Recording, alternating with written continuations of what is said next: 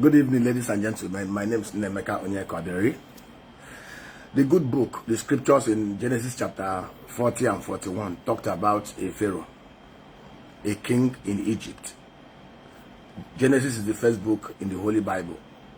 Talked about a Pharaoh who was in charge of his country then, who had a dream, a very disturbing dream that was repeated in different dimensions twice.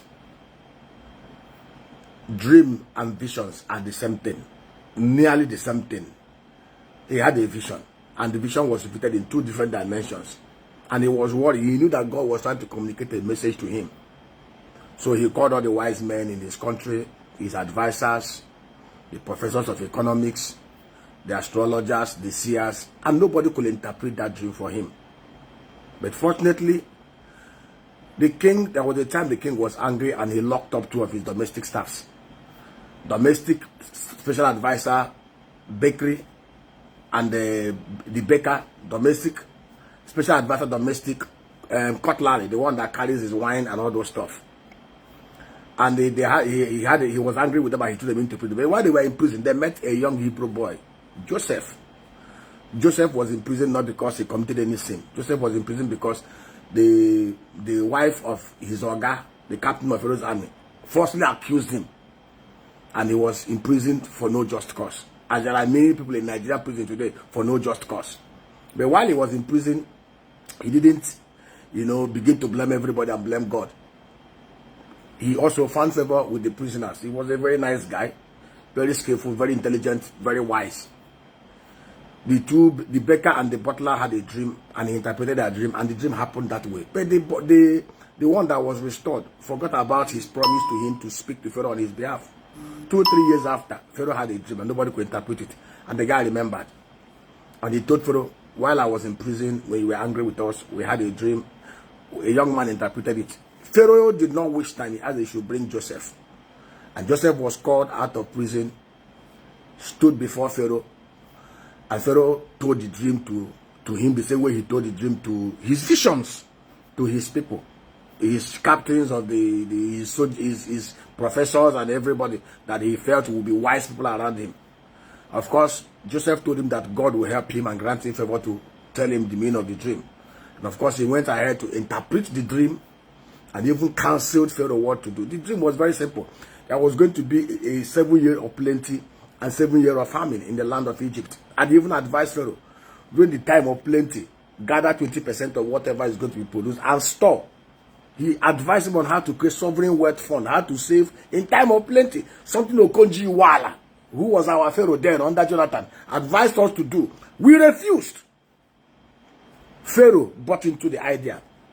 But Pharaoh did not do what Pharaoh did not do, oh, this boy is a slave boy. Maybe he doesn't have a PhD or he doesn't have a master's degree from Harvard or Cambridge.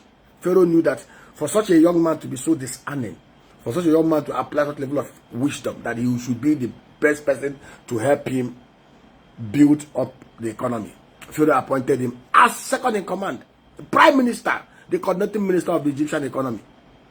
Paraded him around the whole country. And that was how the young man began to build the biggest economy in the whole world then. Now, compared to the pharaohs we have in Nigeria, to the pharaoh that we had in Egypt, the Pharaoh in Egypt had a vision. He had a plan of what was to come.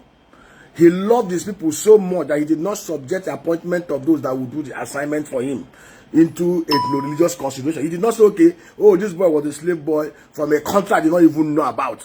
Or this boy did not do it. Pharaoh was very smart. Pharaoh understood that the job needed to be done, irrespective of height, size, age. The boy showed clear, distinct, discerning knowledge and wisdom, and he appointed him. For 80 years, Joseph helped Pharaoh to build one of the biggest economies in the whole world, that the whole world was coming to Egypt to come and feed when there was famine. Can we compare Pharaoh with the kind of pharaohs we have today in Nigeria? The pharaohs we have in Nigeria today, across the 3 tiers of government, are only after appointing dumb, incompetent, looting, enhancing criminals that will help them to loot and to impoverish their people and turn them into poverty. Somebody asked me, oh, doctor, the way you know. See, let me tell you, there was a particular time they were discussing in the state government house, and they mentioned somebody, one of the top people said, what guy was still confiding in me, said they mentioned my name. They said, don't bring that boy close to us. That boy will scatter our tube and tire. That guy is too exposed, he's too knowledgeable, he's too self-confident, he's too bold, he's too courageous, that he's not the kind of person that we can bend. And I was happy when I heard that testimony concerning my very self. And of course, who will want to go and work with bandits? Is it the first time? The truth is, Bible said that those who know their God, they shall be strong and do exploits. In Babylon, similar thing happened. Hundreds of thousands of people were taken into Babylon. The Nebuchadnezzar destroyed Jerusalem. Those that went to captivity were professors, clergy, billionaires. Israel was destroyed. But it took only 4 young men, Daniel, Shadrach, Meshach, and Abednego, to distinguish themselves. When every other person bowed to the image and God of Nebuchadnezzar, Shadrach, Meshach, and Abednego refused, even to the point of death. And of course, God stood up to vindicate them. When Elijah thought he was the only prophet that was left, and he was making mouth, God told him, by plan and pack your things and go. I have kept myself 7,000 prophets in this land who has not kissed the feet of Baal. There are many prophets in the land, in this Nigeria. Very many young men and women, smart, articulate, courageous, bold, great interpreters of visions. When we say we want to build a $1 trillion economy in 5 years, I tell you, with the kind of latent potentials in Nigeria, we can build a $1 trillion economy in 3 years. Very easy. But the problem we have here is that across the 3 tiers of government, we have, in fact, the kind of pharaohs we have are the kind of pharaohs that came after Joseph, who was very destructive and who actually led to the sinking of Egypt when he refused to let the Israelites go, even at the instruction of God, and subjected them to mass slavery. The kind of pharaohs we have in Nigeria was the kind of pharaoh who did not know Joseph. They subject their people to slavery. They subject Nigerians to misery. In fact, today in Nigeria, Nigerians are actually under yoke and bondage. Do we have the people with the right mind, with the right head, with the capacity and competence to fix this land? Very easy, both at home and in diaspora.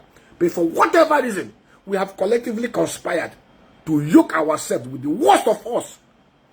Lord, be all over us. So when some of us see, I say to us, God will help us in our own little canal of influence. We will keep on doing the little that God has given us vision and strength to do, to see how we can help liberate mankind, liberate our people from the yoke and bondage. But I can tell you, there's no Nigerian who is a victim. All of us are collectively responsible for what is happening to us today. Because the truth is, if 70% of us in Nigeria are smart, wise, respect values and principles, there's no way we will have bandits across the 3 tiers and arms of government lording all over us. If people have the kind of government that they deserve, from the pulpits, the clergies, the traditional rulers, to the masses, to the political elite, a majority of us are, I don't want to use this word. May God help us in Jesus' name. Amen.